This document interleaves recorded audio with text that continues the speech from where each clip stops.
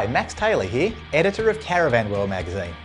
This month we've journeyed to Mungo National Park, which is a part of the Willandra Lakes region and a World Heritage Site. This parched landscape covers 2,400 square kilometres and is made up of 19 lakes. But don't let your GPS deceive you, these lakes have been dry for 20,000 years. It's our intention to explore all this exciting area has to offer in the best off-road vehicles we could get our hands on. On the border of the National Park, I met up with two mates who decided to take the journey with me. Emma Ryan, the editor of Camper Trailer Australia, and of course regular Caravan World contributor, Malcolm Street. So Malcolm, I'm really interested in this tracker. It's an interesting looking bit of kit. Tell us a little bit about it. Let's go have a look. Well, this is built by Tracker, a boutique manufacturer. They built their Jabiru van, but they put it on a Mercedes-Benz off-road chassis. It's a terrific vehicle with a V6 motor, all-wheel drive, built to Tracker's, I guess, very good standards, so it's excellent for the off-road stuff. I think the fact that it's sort of a convenient size for this sort of travel, it's comfortable enough to live in, but at the same size, it's good enough for track work around this sort of area. Well, I've brought along a soft floor camper trailer from Complete Campsite. Readers of Camper Trailer Australia will know the brand Complete Campsite. Very reputable off-road trailers. This one actually won our Off-Road Camper of the Year competition last year. It's a Jabiru soft floor. This one, as it is, comes in at just under $35,000. And folks, what I brought along with me to Mungo, it's the Trackmaster Kimberley Platinum Series, all due for 2013, with all the good bits you would expect from a manufacturer such as Trackmaster. It's got 3 solar panels on the roof, each at 120 watts capacity. So you've got the gas bottles up the front, you've got a really strong and sturdy chassis, all the creature comforts inside for a bit of remote touring, and all of this does add up. It's about $73,000. That's the base price, folks. It does go up around about 10 grand, as you see here. Well guys, by my reckoning, we're about 50 k's out of Mungo. Let's jump in and head on in. Okay, let's go. Okay, bye. Mungo is around 120 k's from Mildura via Arumpo Road. From Broken Hill, you'll cover 320 k's through Menindee and then Pooncarie before entering Mungo National Park via Top Hut Road. Of course, check the road conditions before going, as roads in can be closed during heavy rain. As we made our way in, the road was dry and corrugated and only broken up by the occasional cattle grid, which was scattered throughout the drive to break up the different regions. It was astounding how unrelentingly flat this landscape was, with neither a tree nor a landmark in sight. Mungo's fairly isolated, so be sure to carry more than enough fuel, water and supplies before heading in.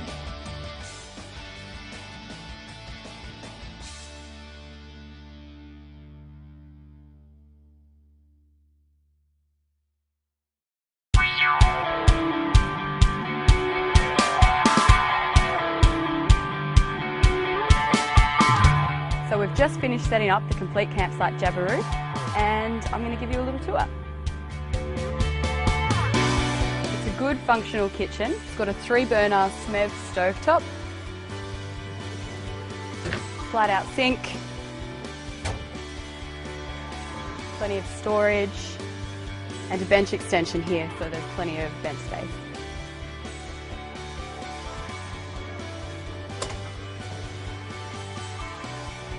The big 80-litre Waco fridge has been great on the trip. We've been able to fit all of our beer, all of our lamb chops, all of our chocolate milk.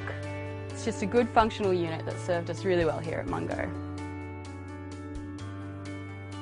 There's plenty of space here inside the tent, heaps of floor space, so if you've got kids, no problem to set up some bunks or a couple of stretchers.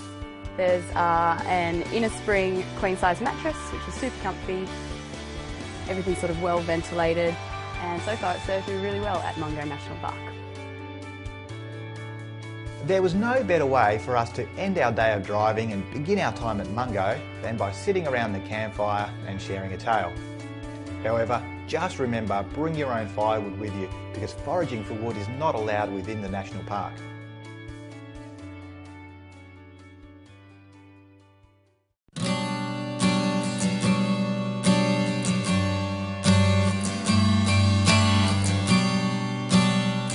it's a chilly morning here at Lake Mungo National Park, but luckily I have the Rock coffee machine. It's an espresso machine, powerless, from Espresso Unplugged, and I'm going to show you how it works. Okay.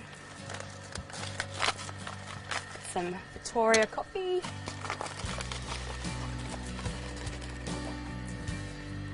And compact it down. The great thing about this coffee machine is it's not just handy for when you're in the bush. It's actually just a really great kitchen appliance to sit on your bench. Makes pretty decent espresso, doesn't require any power. Raise up the arms.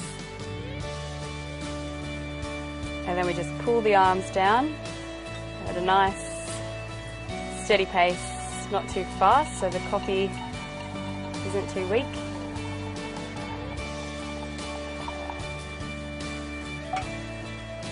And there we have a shot of espresso. So you can either heat up some milk on the stove and use the little handheld milk frother that's included with the Rock machine, or what we've been doing, because we're out in the bush, so we don't want to use too much milk basically, is we've been making long blacks and just adding a dash of milk. So that's what I'm going to do here. Just top this up with boiling water, dash of milk.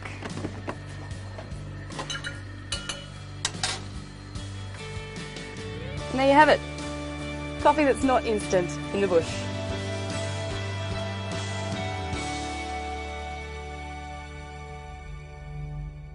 After we'd finished our coffees, we got into our vehicles and made our way out to Lake Mungo.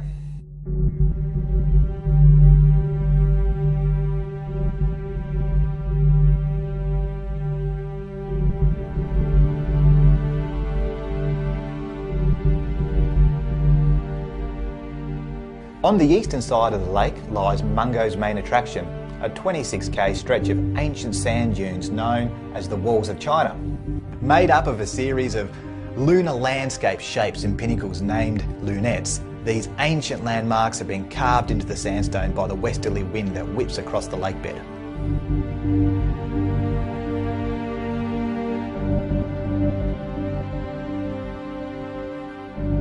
I'm just imagining, Max, this lake 20,000 years ago, brimming with water,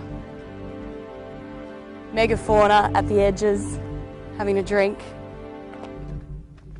It's pretty, definitely captures the imagination. Really hard to sure. believe that this whole area, many thousands of years ago, was full of water, isn't it? It is, yes, absolutely. So we really need to keep our eye out for like little fish fossils. Yes, as and evidence shells. that this area actually did contain water. That's right. While you can see the lunette from a boardwalk viewing platform, you can't walk onto it without a registered guide. So we met up with Graham Clark. Graham runs Harry Nanya Tours and is one of the traditional custodians of the land, and he's probably the best qualified to walk us down onto the lunette and explain its vast scientific and cultural significance. If I go back in the book, that deeper browny, reddy, pinkish coloured layer in front of us, we call that a Mungo unit. Now that one there, that's before the Ice Age, that layer there. Graham took us on a journey through history as he uncovered ancient campfires and fossils, and he told us the story of Mungo from its time as an abundant lake to the dryness that it is today. He also told us about Mungo Man and Mungo Lady, 40,000-year-old human remains whose discoveries threw the scientific community into a tizzy over the origin of the modern man, while simultaneously speaking of an Aboriginal presence in Australia much older than anyone had suspected.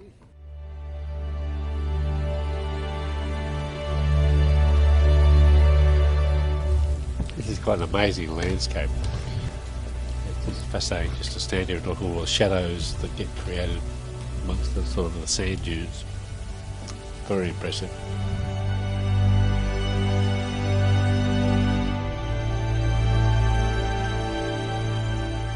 The sense of history here is almost tangible.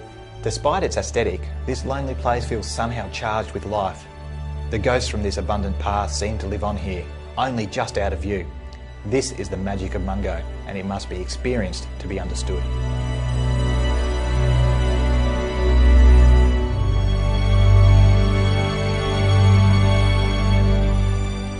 Our journey exploring this land has only just begun. To continue with us on our journey through Mungo, check out part 2 of this video below. And remember, read the full story in this month's issue of Caravan World magazine, and it's out now.